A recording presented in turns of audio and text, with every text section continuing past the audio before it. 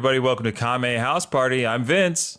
I'm Aaron. And this is the podcast where we watch every episode of Dragon Ball, and then we talk about it in a fun, comedic way. We talk about the pros, the cons. We talk about all the Star Balls, all Goku's friends and family and whatnot. And then we do a little improv.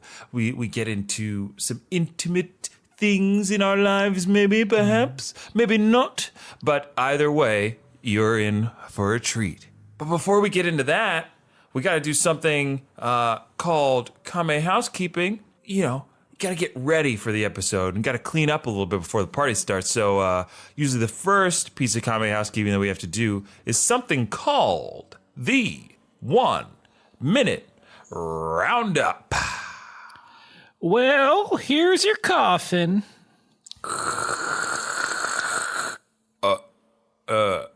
June? Yep. Don't you think this is a little premature? I just have a light cough. No, here. I got this special ordered. Right, express creation from your wife. Now, June, I know you're my wife.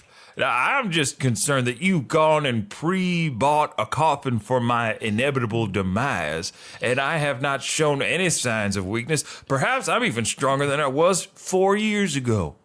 I started taking that snake oil, and everything feels great except my nagging cough. Oh, I'm just getting prepared. Here's your tombstone. If you read the etching there. Loving husband. Yeah. Loving father. Of course. And they put a question mark there in case we don't reach, unless we don't have kids. It's either or.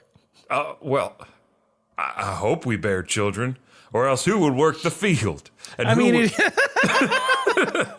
and seed. So that's a little warm-up Western scene that we like to do to get our improv muscles ready and give you a taste of some of the comedic stylings that you're going to hear throughout the episode. So now we get into the 1 minute roundup proper, where Aaron, you have a mighty task before you now, because Aaron has 1 minute, that's 60 seconds, to summarize everything that has happened in Dragon Ball until this point. Ladies and gentlemen, that is over 100 episodes of content, and I'm talking dense, meaningful, impactful content that Aaron's going to have to summarize for you. Now, I hope that you lend an ear to what he's about to tell you. Gather round. Yeah, get close to your device. Or your with their bellies full and the day done. The Kame House Party tribe gathers around the iPhone to listen to the tales of the old from the elders. These are stories they've passed down from generation to generation, from VHS to DVD. Now listen to one such story. In 3, 2, 1. Dragon Ball is about 7 magic crystal balls that if you collect them all, you get any wish you want. And it mainly stars Goku, a little boy who loves karate and eating other people. So his adventure starts when he meets Bulma, who's looking for the Dragon Balls, and they team up with a bunch of other people to fight Pilaf, who's a little goblin that wanted to take over the world, but they stopped him. Then Goku trained with Master Roshi and Krillin to get good at karate. He entered a tournament, the Tenkaichi tournament, got second place. Then after that, he's like, well, I want one of those balls back because it belongs to me. Kind of. It's not like that. So he beats up an entire army and a bunch of generals and all of those people. Then to finally get the one crystal ball he was looking for, or Dragon Ball, he beat up a bunch of monsters and also his grandfather who was a ghost. And then finally he got him back. Then he entered the Tenkaichi tournament again and got second place again. But now someone killed his best friend Krillin, and he's killing monsters for revenge. And now the boss of all monsters is coming to fight him. Hey, Aaron did it. You did it. Too much Arby's. Too much Arby's. I'll admit it. I got Arby's. Oh, that sounds great. Coops. I got some market fresh sandwiches, but still a little lethargic from that. Hey, look, if you're not satisfied with Aaron's roundup, judgy much. Also, Blame Arby's. Also, feel free to go back and listen to our old episodes. They go into all of those things Aaron described in way more detail and way more comedic improv and way more just everything because we're a lot. And Before you start dating us, you should know. you should know we're a handful. We're just tenacious little troublemakers. Once we get into that feed, we're hard to get out. So go ahead and do that. Check out the old episodes, some marquee episodes or any that we have guests on, especially the 100th episode where we had a bunch of friends on to do some great improv. It was a live show, so what you're listening to is the audio recording. If you ever want to see another live show, or if you're like, I didn't get to see it, this could have been really cool. It sounds great. Then tell us, and maybe we'll, schedule another one just for you. Mm-hmm. Yep, in your home. In your home, we'll show up. Have us for dinner, please. We'll do it because we're hungry.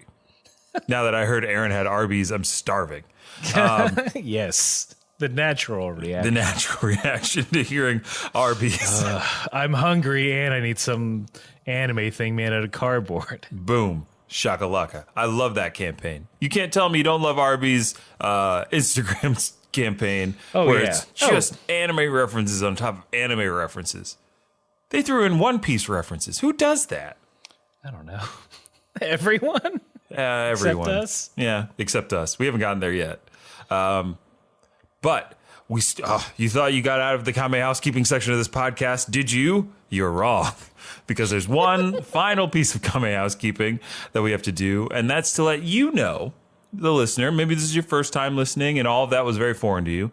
I'm sorry for not introducing you sooner, but Aaron and I, we watched two different versions of the show. I watched the English dubbed version, while Aaron watches the Japanese English subtitled version. We do that because there are plenty of discrepancies and things that don't get translated or context gets changed for certain scenes or lines or what have you to appeal to different audiences. And I find that hilarious.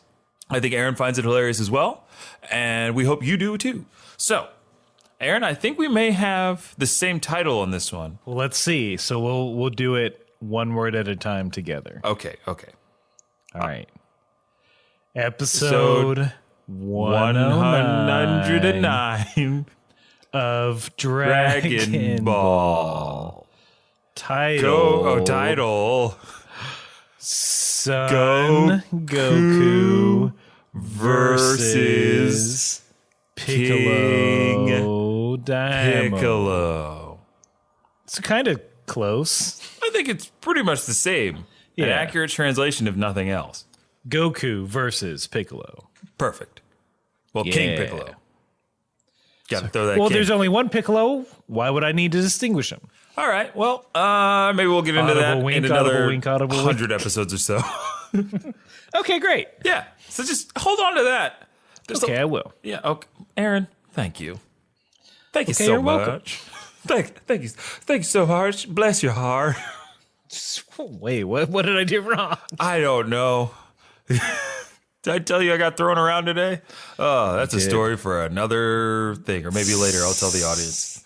But let's jump right into this. Roshi and company flying around in that little jet, scooping up Dragon Balls left and right. But I don't know. I found this kind of tonally very weird because Roshi's like, "Oh, there's the fifth ball. Let's land." But Tien is like visibly upset and a little preoccupied with the evil containment wave that he knows can defeat King Piccolo, and is kind of like frustrated that Roshi won't say anything about it or teach them the move. And he's like, there's something about it that Roshi's not telling me. And it's like, yeah, he's not telling you anything at all. His line in mine is, quote, "I want to see the Mafuba at least once." Yeah. Followed by a "then I can," but he gets cut off. Oh. So there's I might be misquoting that last bit, but it seems like something's up. Well, yeah, Tien feels that something weird is happening. That line translates pretty directly to my episode. Yeah, he's like, I just want to see it once in my life. Like, but why? Yeah. You do? It's like saying, oh, I really just want to see a nuclear explosion once in my lifetime. No, you don't. That would be cool. Yeah, Aaron, I don't want it to happen. Yeah, that's the thing. Is like you don't want it to happen, but you want to see it, but you don't want to see it. You will promise me you'll call me if you set off your nuke, right? Yeah, of course. Okay, good. I don't care what time of night it is. Just I'll let you know. Also, you'll probably be able to see the air above where I am bursting into flames, and catastrophe ensuing. But I'll definitely let you know. Cut 2 later that evening. What's that bright light outside my window? Damn it, Vince! Beep boop boop boop boop boop. I don't know. He's got this office phone ring. Hello. Did you forget something, buddy? Oh my God, Aaron! I am so sorry. It went off by accident.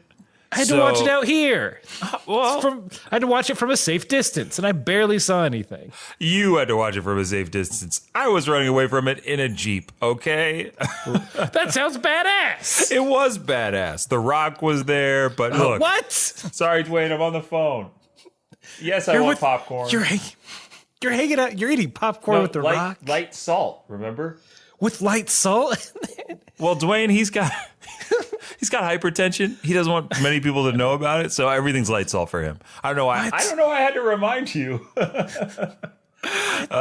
He's a hell of a driver, though. When did you become best Jeep friends with the Rock? When I dropped my nuke, it started beeping, and he just happened to be driving by. All right. Just scrolling. All right. Sure, a lot of Insta stories with you and the Rock. Look. eating cod. It's mainly you guys eating cod. Well, we love cod. I mean, it's great. Look, it's a great source of protein. Right? It's not about the cod. It's like the cleanest protein you can get.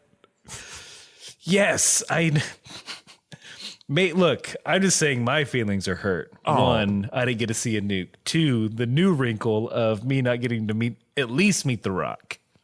Aaron, look, I'm really sorry, but this seems like kind of a you thing, and like this serious level of FOMO you have is bumming out Dwayne, okay? Because I call him Dwayne because we're friends, and he's been talking about doing a One Piece podcast all afternoon, right? What? Yeah. He's a huge. You haven't watched any One Piece. Well, that's the thing. He had it playing in the Jeep. Hold on, let me scroll. These Insta stories are just you watching One Piece with the Rock. Stuffed in your mouth full of cod. Yeah. Did you scroll further? Because then we're eating cod while playing cod. I don't mean. Look, I laugh because I'm surprised by all of this, but I'm still in a very hurt place. Okay, look, Dwayne, can you? Yeah. All right. Well, he's sending like an Apache helicopter to your location.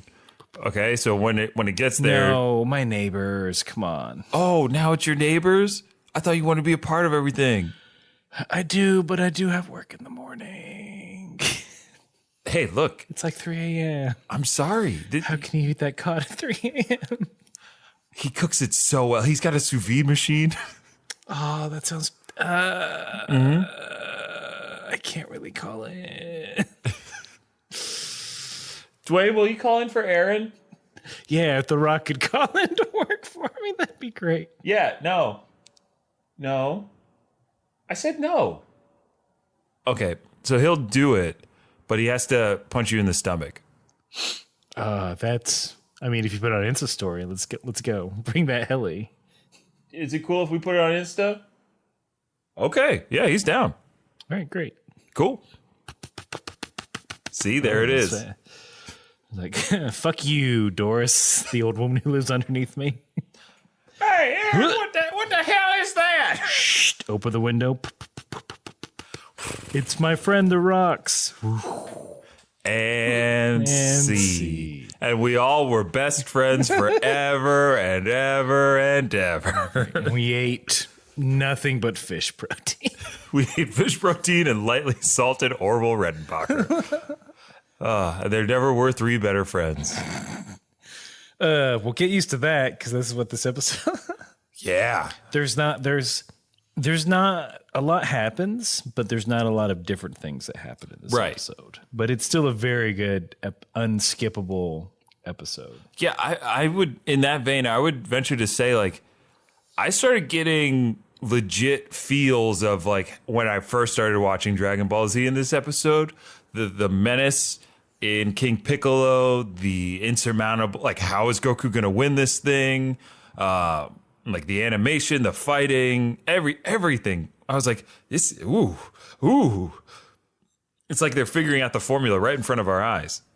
As they land, Mai tries to call King Piccolo through the intercom, but accidentally uses the loudspeaker so everyone can hear. Everybody heard.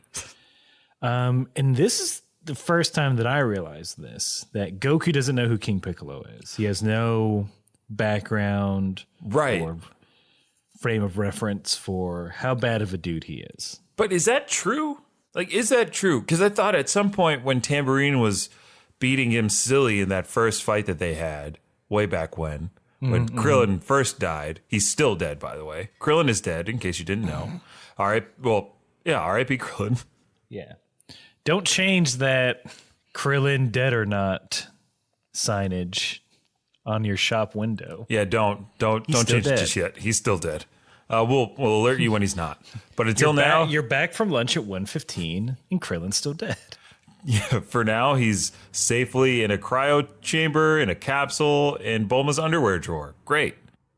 But what were we talking about?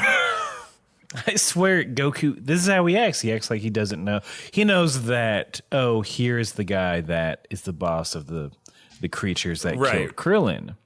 But as far as, here's this guy that, I'm not going to say almost took over the world. He took over the world for several years. Right. Yeah, but we do realize that Yajirobe is familiar with the name. Oh, it took him a hot second, but he knows. Yeah. Well, this is the first person not in the immediate, like, Dragon Ball crew that knows what's going on.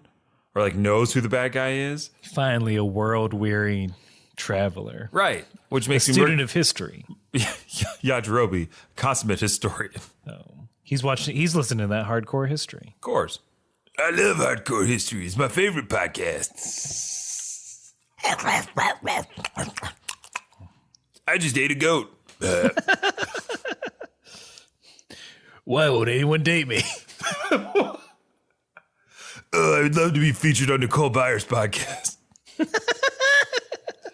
I'm a handsome guy. I'm super strong and fast. I carry a sword. I'm trendy. I can cook. Oh, I can cook. You give me a beast of burden or just an incredibly large fish, I'll cook it. It'll taste great. What else about me? I'm a bit persnickety. I like things a certain way, and some people get turned off by that, but that's, putting it up front. Oh my God, Karen, look.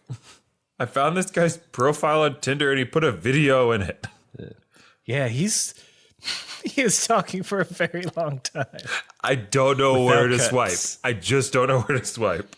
He is bending down to pick something up, and I can see his little white underwear. Ooh. Which way do I swipe? Because I like that. Right? Whoop. Yay! Cool. He said he's going to kill something for me and roast it over a hot flame. All I have to do is meet him in a remote location in a wood or forest. Don't let me go along with you. No, you're just going to try to steal him like you always do. Guilty as charged. That's why we're friends. We have a casual combatantness that feels like friendship to an extent. I would say we are romance rivals. Not with each other. Not with each other. But if you got a man, I want that man. Yeah. Not with each other, though. Nope. That's why our faces are getting closer and closer. Yeah. I'm leaning in. Yeah, that's why I'm closing my eyes. That's why. Okay, I've reared back. I don't want anything to do with that. We together are not romance rivals. Yep, well established. I don't know why we keep repeating it. But maybe as I lean in. I mean, I guess I have to, as rivals, we have to lean into each other. So here I go. Is that new perfume? It's the new Yeezy. Ooh, I love Yeezy. The blueprint. And Seed. And Seed. He's going to do that now. Yeezy loves this podcast. He's going to come out. Yeah, he is. All this makes sense, right? We don't do any research on this show, like about anything. So if that's a real thing, that means we just told the future. So Yajirobe, so frightened of King Piccolo, hands his Dragon Ball over to Goku. He's like, here you go, bud. I'm out. / gonna hide behind this tree, a thing I'm good at. I was like, at that moment, I was like, yeah, this is the Yajirobe I remember. Yeah, cowardly. Cowardly and a bit of a prick at times. But still, you love him. You love him all the same. He just knows when he's outlicked. He does. He's very aware of his limits. Yeah. He's probably the most American character. Yeah. In the sense of like, so the other characters are very, if I can do my stand-up act from the Apollo. Ladies and from gentlemen, 30 years ago. live from the Apollo, Aaron Sheldon.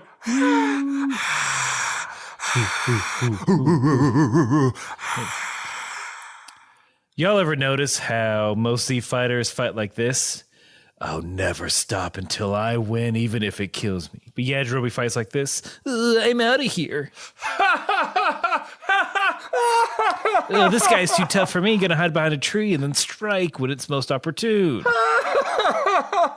guy's hilarious. Well, that's my time. Bye. Woo! Yeah. Ladies and gentlemen, Aaron Shelton. Woo. And see. Yeah. Aaron's been live at the Apollo. What of it? That's it. Yeah. That's my only observation on this. Yajirobe is a realist. I think that's the safest way to put it. He knows when to hold him, knows when to fold him, knows when to walk away, which he did. Run. Yeah, he did that. So good for him. Pilaf and Goku. Pilaf comes down. Oh, yeah. Goku. Wait, Pilaf. I'm sorry. Caught you slipping. Too many peas. Mm-hmm. Arby's, get out of here. Okay, bye. Good. So, get your hat. Don't forget it. Oh, sorry. Like last time. It's 10 gallons. It's filled with ice cream. Wait, what? Aw, he already left. Dang. So, okay. The important thing you need to know is that King Piccolo and Goku just kind of size each other up. Oh, yeah. It's cool, though.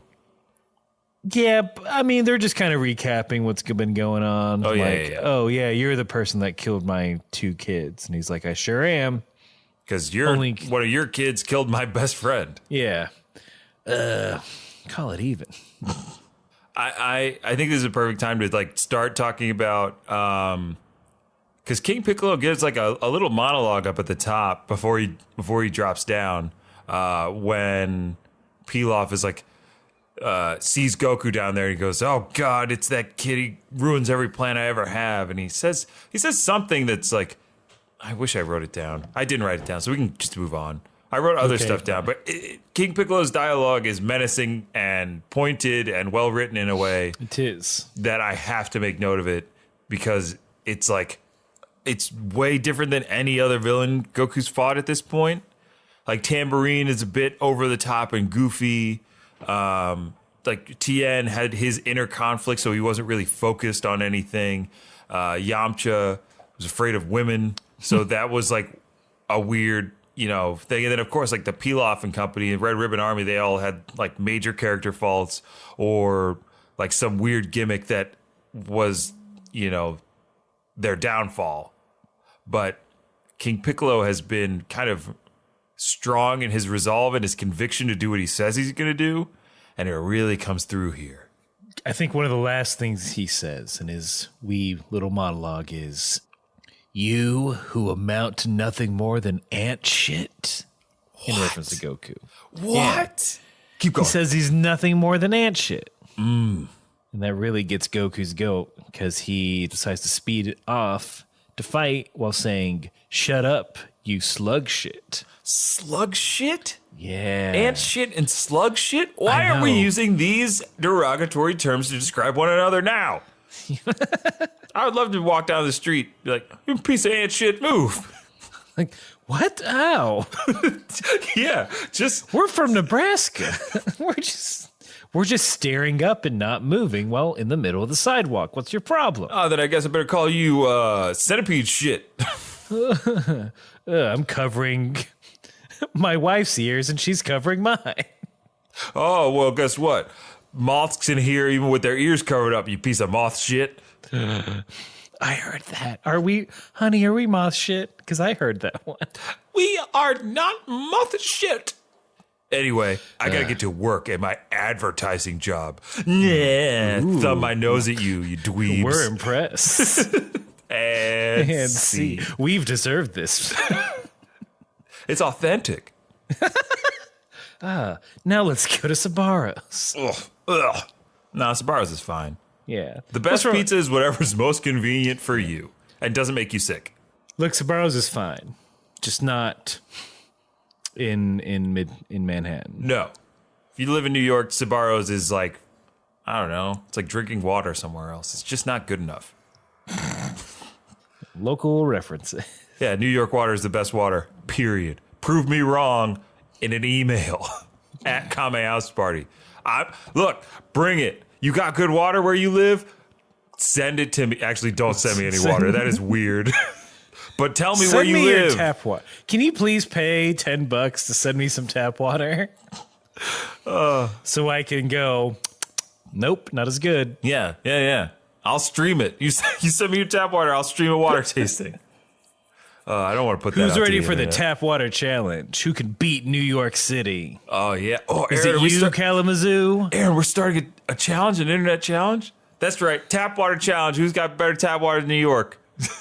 Vince has lived in New York for several years and is authority on tap water. This is true.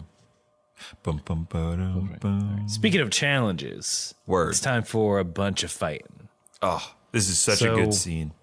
Again, very Dragon Ball Z fighting that we're seeing, especially lately.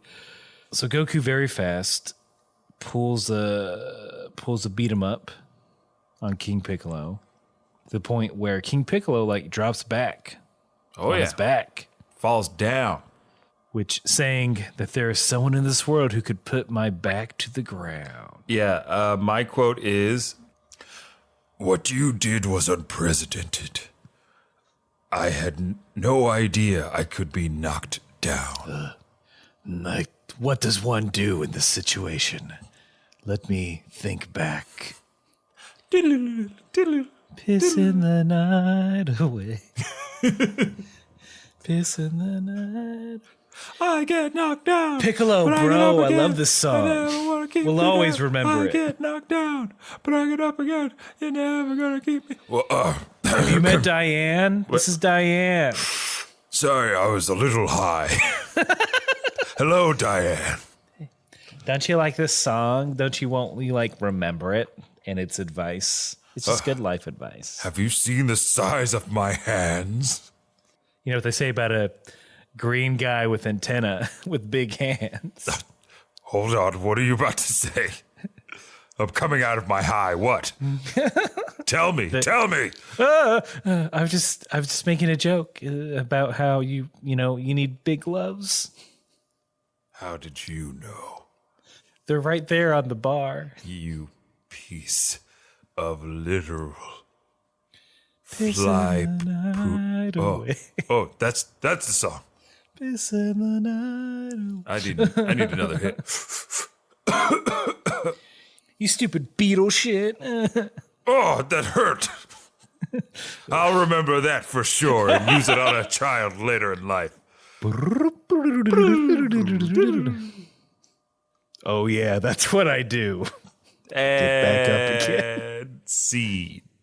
And that's how he knew to get back up and then dramatically take his cloak off while saying, I shall show you in full detail the fierceness of me, Piccolo Damo Sama. In case you thought, wow, Aaron and Vince are doing like 100% perfect King Piccolo impressions, thank you.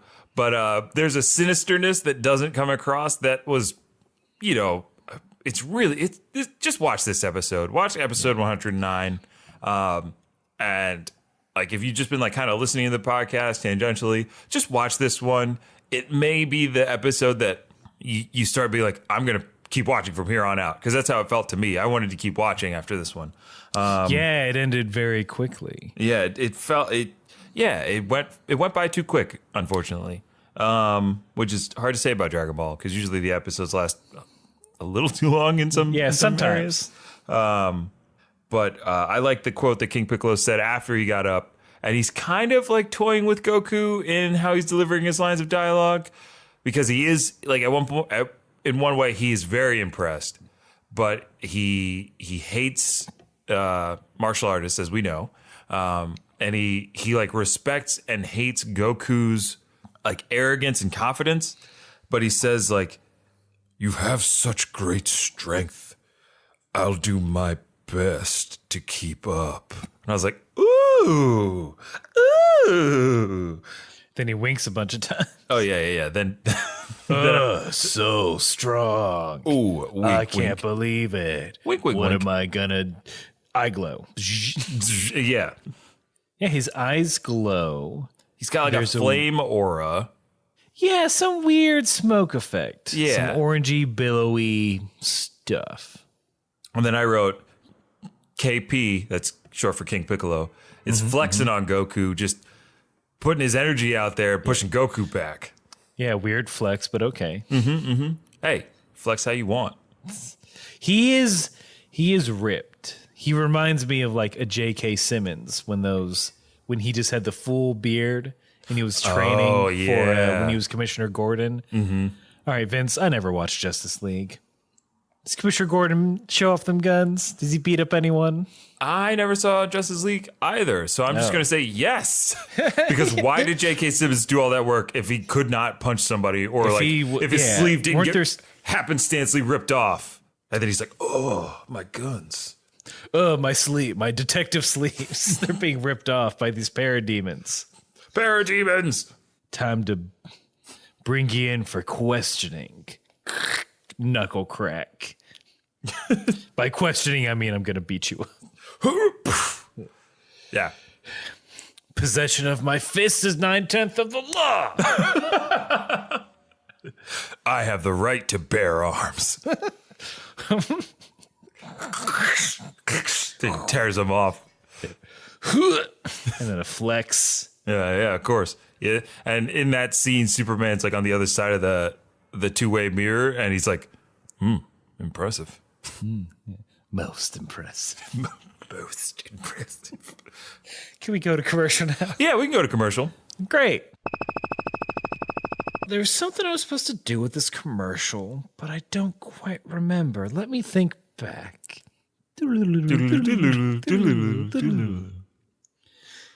I get knocked out.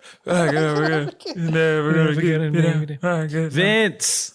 Hey, man. What? Huh? Look, I know we're having the time of our lives. Yeah. I'm smoking weed and cigarettes. I'm drinking several liquors. You know what they call that in the UK? They call that double parking. Ooh, I like it. I'll be sure to say that eventually. Anyway, you ever think we'll have a podcast and you ever think we'll do that podcast for several years and you think we'll ever, I don't know, go to an anime convention, specifically Anime NYC?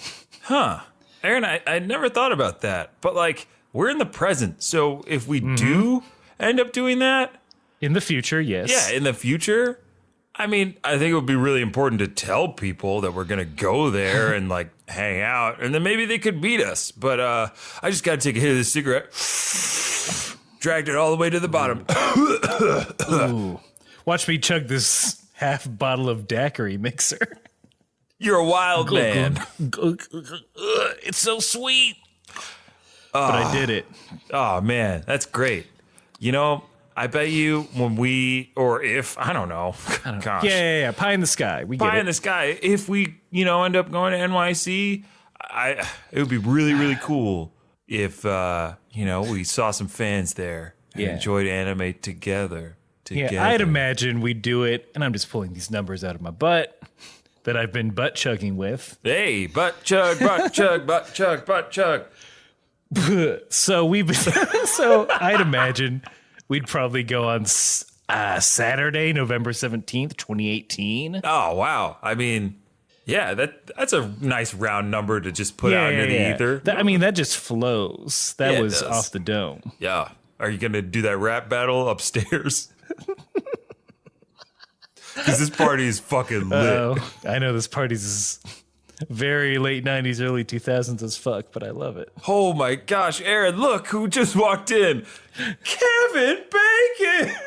Kevin Bacon? Kevin Bacon! Fresh off the set of Hollow Man. What are you doing here at our place that we're also at? Hey guys, it's me, Kevin Bacon. And Anime NYC, I heard you guys talking about that. That's a wild dream. You cats better remember this night for the rest of your lives. Your lives. Your lives. We won't. Kevin Bacon. Huh. Oh, yeah, I know what we're supposed to do. What? Go to our local Arby's. Hell yeah! Yeah, they ran out the door to get Arby's, leaving a sign that read, come see Aaron and Vince, the boys from Kame House Party, Anime NYC, on November 17th. That's a Saturday. Come hang out with us. Yeah, we'll be there all day. That's what the sign says. Mm-hmm. There are two parts of the sign that you I'm gotta reading spin it verbatim. around. There's a bat. Hold on. Flip over. Flip it over. Yeah. And it also says, this is me speaking, but then verbatim, contact us via our social media to see where we're at, and we'll come meet you. Uh-huh. And how? Yeah. That's like the last line of copy at the very bottom of the sign. Yeah. Anyway, where'd Aaron and Vince go? To Arby's.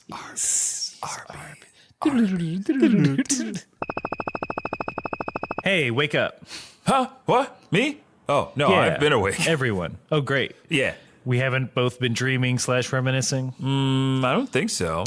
Anyway, Roshi, they're Roshi, Chiaotzu, Tien. They're on a mountain looking for more Dragon Balls. Roshi finds a Dragon Ball in the crevice of a boulder. He barely lifts it up to try and grab it. And the only way I can describe this is that it's when you're on the couch and your drink is barely out of reach. Oh, yeah. It's not out of reach if you stood up, if you just took a little more effort, but you would rather spend more effort than to take the effort you need to take. Yeah, that's the situation here. Pretty much. Like, we've seen Roshi's strength, and it's even demonstrated in this little scene where he lifts the giant boulder up with one arm, then reaches underneath to grab the ball. I mean, he could have kicked it out of the way. Yeah, he could have. Or he could have called Tien, who would have used the tri-beam cannon on it for no reason. Oh, got it. Oh, my life. There go my 50s. Yeah, sure, whatever. Starting to doubt the whole life thing, but But then Roshi grabs it, releases the boulder, which then tumbles after him in, would you say, Indiana Jones-like fashion? I mean, I don't know any other major comparison. This is true. I didn't know if there was In the penalty is pinball fashion, I suppose. Hey, there we go. To keep it That's in what universe. I'm talking about. Callbacks, baby. Snaps for Aaron. Go back through Kame House Party, episode something. The penalty is pinball. I'm going to guess that was episode between 50 10 or and 11 or 12, right? 10 or 11 or 12? It's in the early teens. I thought it... That's maybe the I was Pilaf overreaching. Saga, isn't it? Yeah, but wouldn't that be like the 20s? Look, No, that was Pilaf Saga. Took us about 13 episodes. It's one of the shortest sagas. all right. Let's put a bet on it right now. All right? Put a bet on it? Yeah, let's put a bet on it. right. And we're leaving the listeners to do the research to find out who's right and who's Okay. wrong, and just tweet at Kame House Party on who was right on this. The penalty I- for pinball Penalty for is pinball. an episode that took place during the Pilaf Saga. Yeah, correct? I think that penalty for pinball falls between episodes 23 and 29. I think it's 10, 11, or 12. All right. There you Are have we it. going by episode of Dragon Ball or episode of our show? No, 'Cause I'm they talking are episode of slightly different. Dragon Ball. Episode of Dragon Ball. Yeah, 10, 11, 12. All right. All right. You Mr. heard it. Mr. Cho, 6 episodes. So wait, what are we betting? If I'm right, what happens?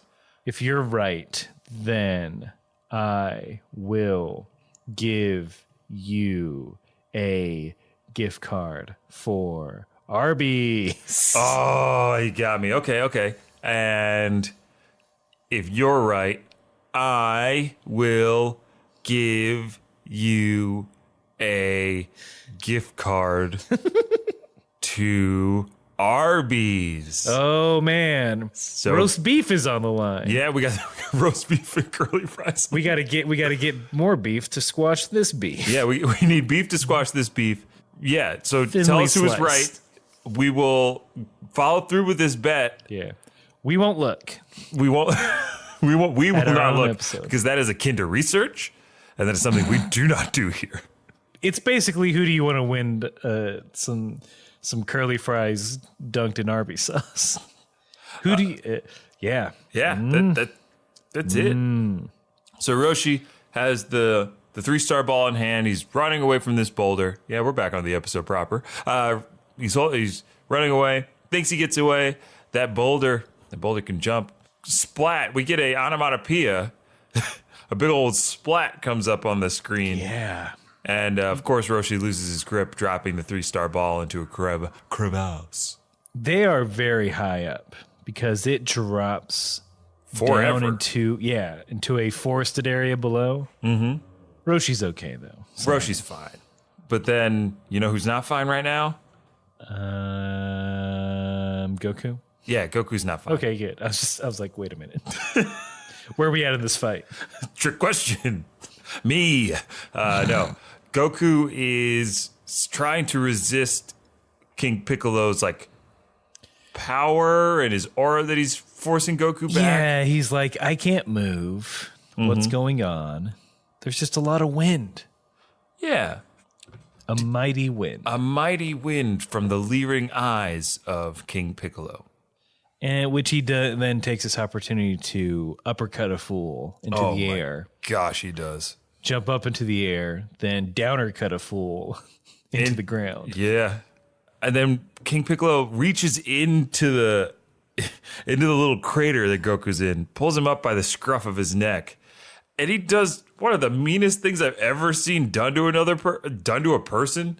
Is as he's holding him up with one hand, he rears back and punches him in the face with the other, and then grinds his fist into Goku's face. Does that, I mean, I don't want to find out. When I first watched it, it seemed like the grinding. Yeah, I guess that would suck if you're already punched in the face. Yeah. The nerves are alert. It's quite literally, Aaron, adding insult to injury. Yeah, Wow. I guess. I don't know. Maybe it's because I have these soft, non-manual labor hands that I can't imagine someone being hurt by my fist. Hey, quit trying to smother me with that pillow. Aw. Oh, I'm sorry. That was your fist? Ha. Well, I'm a tough guy Dang it, Obama. What? That's not you. That's not that voice. Who? Former President Barack Obama. Is that you who I just punched? Now, Aaron. Glad you picked up that it's me. You can take off the hat and sunglasses and Ninja Turtles trench coat. Come on. Well, I didn't want to have to do that because you know who's in this trench coat with me. Joey B. Oh, boy. Yep. I mean, I was wondering why you were 9 feet tall. And trying to sneak into this movie. Well, Joe. And cause such a ruckus that I felt compelled to punch you. Well, look, I'm sorry about all that. Joey B, he forgot his ID. Back in Delaware, you see. And that's a limerick, baby.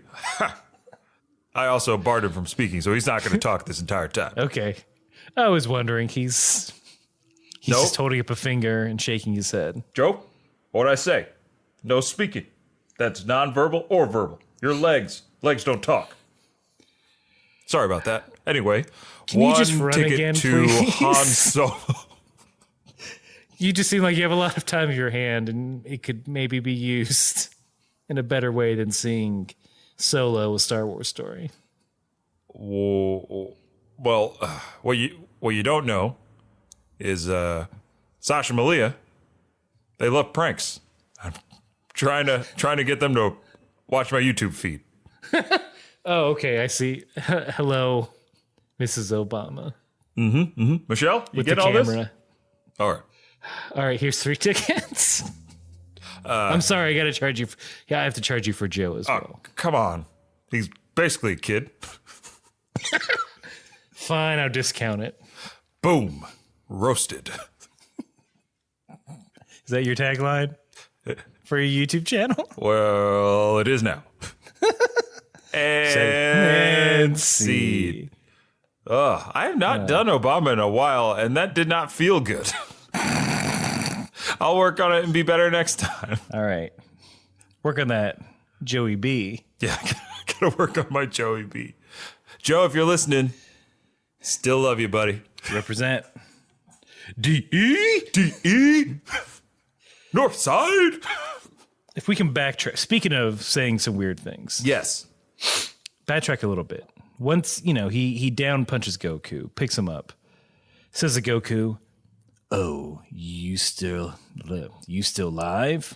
Oh, okay. Hold on. Take 2. Oh, you still live? Impressive." And then Goku says, "Well, duh."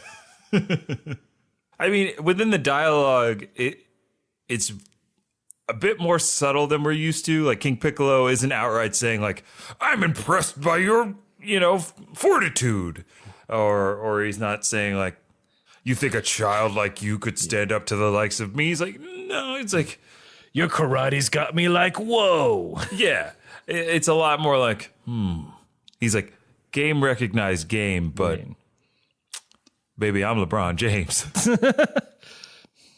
You're good, kid. But you're not that good. It feels like that's the tone of this entire scene and fight, which is refreshing from somebody who, everybody in this anime just believes like, you're a kid. Kids can't fight. Anyway. I'm just going to try and punch you real quick. Well, I'm dead. Hubris, I suppose. Yeah. Fuck me, right, for assuming the kid couldn't fight. Like, that's on me. Fuck me. Pretty much. Okay. All right, God, you don't have to rub it in. Oh, sorry. You can hear me? Which mansion's mine? We're in heaven. That's what I heard. You get a mansion. You do. It's over there. Yes. Ooh. Little more leopard print than I thought. Look, I'm not a real great interior designer. You saw how Earth is laid out. It's gross. That's why I had to separate Pangea. Earth is gross. Separate. Just get Frank Lloyd Wright or someone. He's dead, right? Correct? He wanted to stay in purgatory. He said there's better feng shui. I mean, it's pretty empty. He loves it there. Him and those babies. Whoa. Oh, did that change? Oh, that's right. That changed. I'm sorry. Common misconception. Look, I talked to the Pope. Babies don't go there anymore. Okay, good. Oh, dodged a bullet on that one. PR nightmare. There is just a pile of them back there. There's just a pile of babies back there. I'm just going to step in front of that line of sight. Okay. Okay. I mean, they're not crying. They're just sitting politely. Yeah. Well, Which is not creepy. it's somewhat endearing, but look, it's kind of an eyesore.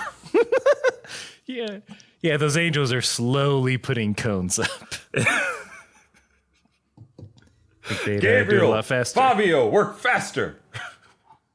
Fabio. Okay. You've got it, boss. It's not the same Fabio. The one that's down there, he's going to live for a lot longer, okay? No, I assumed. I knew they were angels. Oh, okay, great. Anyway. I mean, both Fabios. Am I right? You sure you belong up here? What?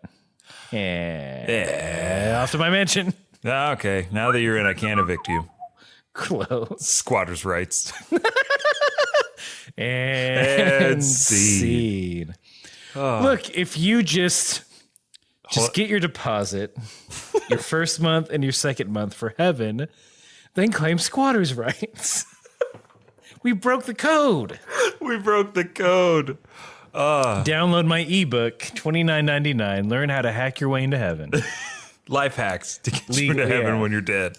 These are the government programs that God doesn't want you to know about. If you check this one box on your tax form, you're guaranteed to get to heaven. Get $30,000 from the government to write a book, and also go to heaven after you die.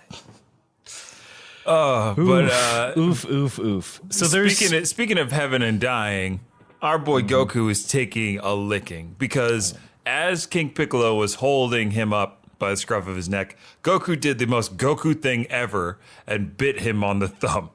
Yep. And this enraged King Piccolo to the point where I felt like this was kind of a bit much. Because we've seen Goku take some beatings, but this one in particular was pretty hard to watch. Because King Piccolo picks him, like, raises him up and then slams him back first onto, like, a boulder or a rock. Goku still won't let go. So then he takes his other arm and then Peoples elbows him through that rock. And then he kicks Goku. And then he checks his hand. And he bleeds. And then he says, all that work for a drop of blood? Wait, did he say that in yours? No. It'd be cooler if he did. I know. I was waiting for a line like that. I really was. There was no line. He just like looks at it and is startled, then sucks on it like a 5-year-old who he had does a paper suck cut. on it like a little baby. Yeah. But why was there no line? Like, no one makes me bleed my own blood. Wait, what the fuck is this? What the fuck is this? Shit. I've seen it happen to humans and then they die. What's going on? So that's what that looks like. And then he sucks on it. Oh, even though we're very different, we both bleed red. And I think we should focus on our common things that have. I think we should focus on the things that don't divide us. Sorry, I'm not good at positive words. You know, a line like that. Yeah, just a line like that would have been nice. But hey, this episode is still a 10 out of 10 for me thus far. So then we get King Piccolo. He ain't done. Oh, no. He holds out his finger. There's some energy projected from it. I mean, I dare say it's beam-like. Ooh. It's not that special, though. I mean, yeah, it's all right. I mean, the force of a cannon. Oh, for 100% sure. There's the force of a cannon there. In a beam-like motion. That, I mean, I haven't seen anyone else do it, so it's kind of special. Feels a little common, though. Anyway. Okay. Feels a little freckled, is what you're saying. Goku dodges. King Piccolo plays that game of, like, kind of whack-a-mole. Yeah. He's toying with Goku at this point. Wearing Goku out. Yeah. That culminates with another face-off where King Piccolo, I like this line, as Goku is like, visibly tired and can't really keep up. He says, "You must know there is no escape. Oh, no. Now you have to choose your demise." Something like that. I think I miswrote it, but it's something like that. And I was like, it's a solid line. You want to go out with a punchy or a blasty? I'll do a cookie. I'll do a kicky cookie. A kicky cookie? Which one? I'll feed you this cookie while I kick you to death. That seems fair to me. You've been a worthy opponent. That's like, nope. I thought I had something and then it left me completely. Oh, that's fine. Much like that delicious Arby's. Oh, I'm so Slowly hungry. leaving my body. Stop saying Arby's. So Goku doesn't really have much of a choice. It's down to the wire. He's got to do the thing. He's got to pull those hands back. He's got to say Kamehameha really slow. He does it. He gives his it looks like this is his last technique. He's been saving this one. Fires that Kamehameha wave.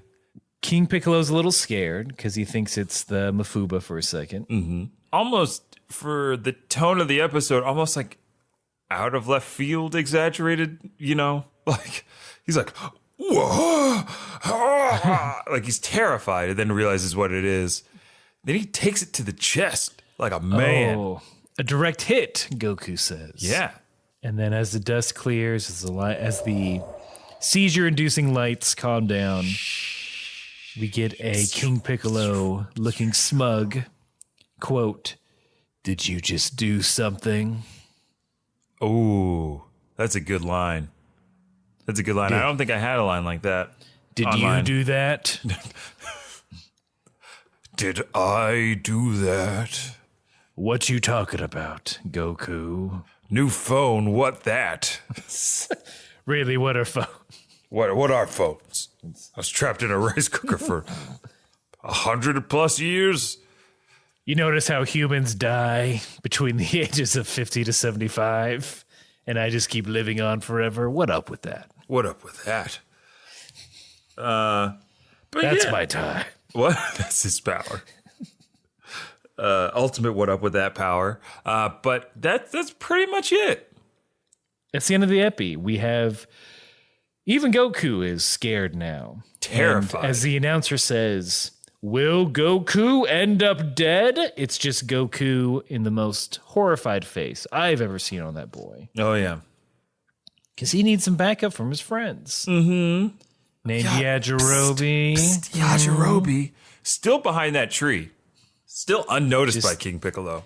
Yeah. Good for him. Yeah. He knows how to hide. I'm sure he'll come in and help at some point. Yeah, I don't know. You don't know? Not even in a very future date? No, yeah, I bet you Yajirobe's conscience drives him to do the right thing. Spike Lee. Speaking of the right thing, someone finally did the right thing and wrote to us. Ooh. It's from Delmon Strongarm. Power listener now? I think you've been upgraded. Ooh, power listener. Ooh. I'm flexing my muscles for him, but he cannot see. He Pull or a she. Mirio, baby, because you got that power. Delmon writes, "Hey guys, a while back you asked what kind of robe Yajirobe was wearing, and it's more important to notice the way he wears it. I saw Seven Samurai when I was a little kid, and I've been into them ever since. I don't do research, but I have, so I'll tell you a little about it." Okay, all right. Everyone settle. Yeah. Take notes. Okay, I got my pen.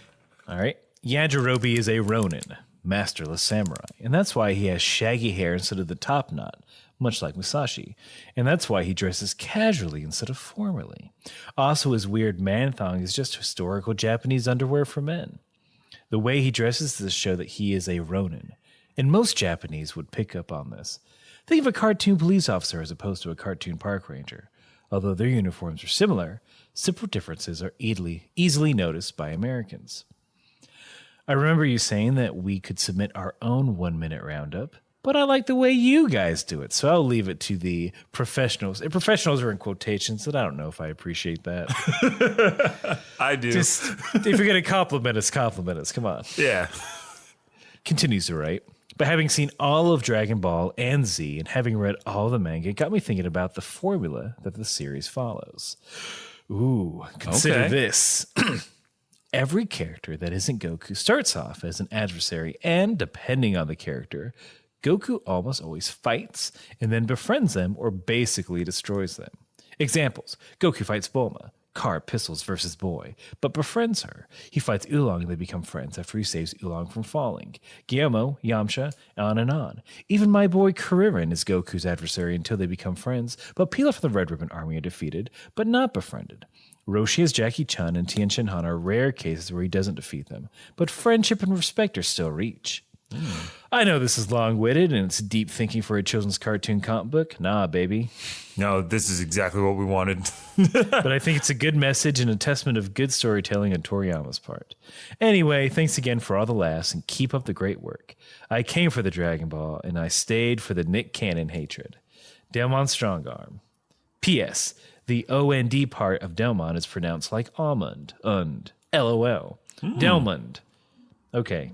Sorry. That was from Delmon Strongarm. Delmond Strong. Guys, we don't screen these. I just go top to bottom. Here's some Like fresh Nick IKEA Cannon directions. hate. Hey, Nick Cannon, I know you're out there listening. Fuck you. Also, PPS, fuck Nick Cannon. Yeah, that's what I like to hear. Delmond.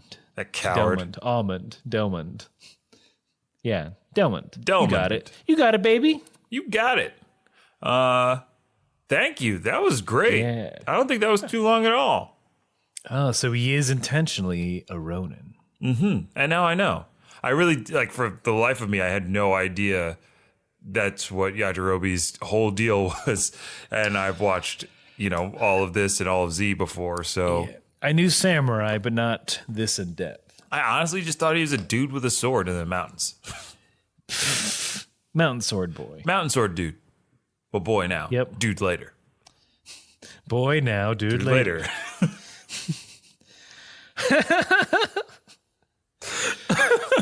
Marsha, boy now, dude later. Sorry, she's new to high society. She still uses the silverware from the inside out. Ew. Look, I was at the store today and I saw someone go, dude now and boy later. I nearly vomited in my own mouth. Aghast. I gasped audibly. I said, gasp. My monocle almost fell out from you recanting that story. I stormed out of that Food Lion like nobody's business. I didn't pay for a thing. I do all my shopping at the Aldi's. Oh. That's why I'm so rich, because of the great value.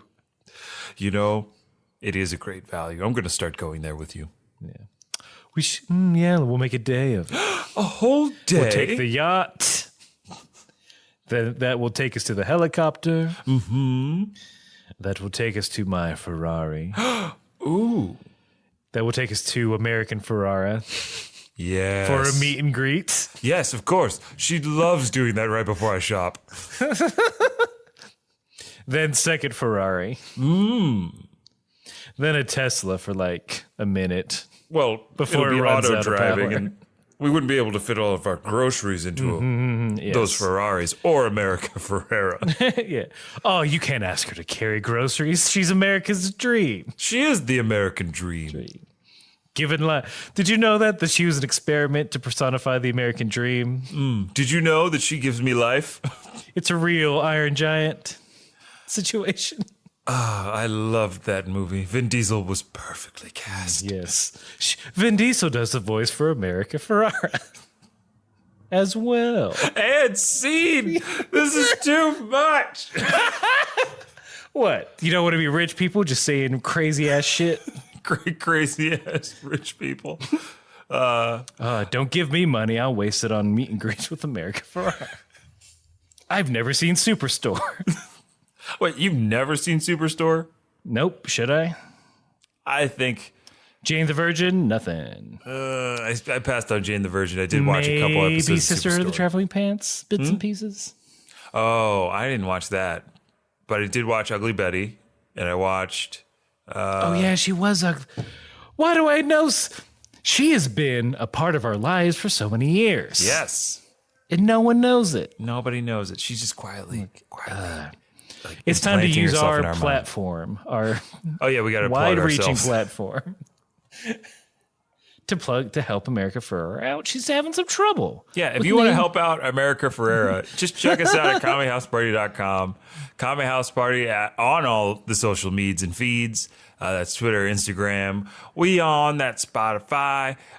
If you like this show and you think other people you know might like this show, we encourage you to auto-download it onto their phones or devices. And then, we get new listeners, and then we can do more stuff, and we have a wider reach, so we can then do even more stuff. So do that for us, and we'll love you forever. Keep writing in, keep engaging on social media. as a for instance, one person saying, "Dear local convention." I'm sorry, this is a bad impersonation of you. Dear, but I'm going to keep doing it. "Dear local convention, I'd love to have Kame House Party as a guest. Why don't you invite him, you butts?" And then that convention owner is going to be like, "Well, only one person requested this guest. I'll toss this email in the trash bin on my computer. Delete." But if several of you do it, say, I don't know what for this instance, I'll just say 20. Say 20 of you did it, and you wrote the exact same email. Yeah. 20. Hold on, that's you. Fuck, I'm mixing up these impressions. Anyway, you guys get what I'm saying, get right? it. The more people who bug the more people who bug people who run conventions, the more likely we'll be seen and we'll be given the guest treatment. He's right. He's right. Then they'll pay us to go there. And then you get the ultimate payoff Yeah. of knowing that you contributed to getting us there, and then you reap the benefits by getting to see us live and hang out with us and talk to us and stuff. Yeah. And we reap the benefit of meeting you because you're the best because you listen to this podcast. It's a symbiotic relation. Look, we are Venom, you are Eddie Brock. Let us bite the heads off people for you. Yeah, because we are Kame House Party.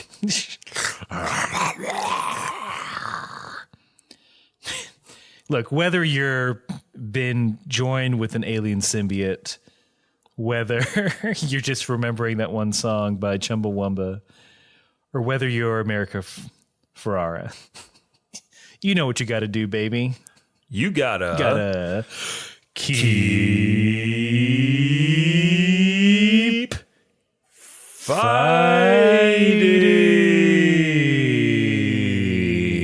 fighting. and watch Superstore.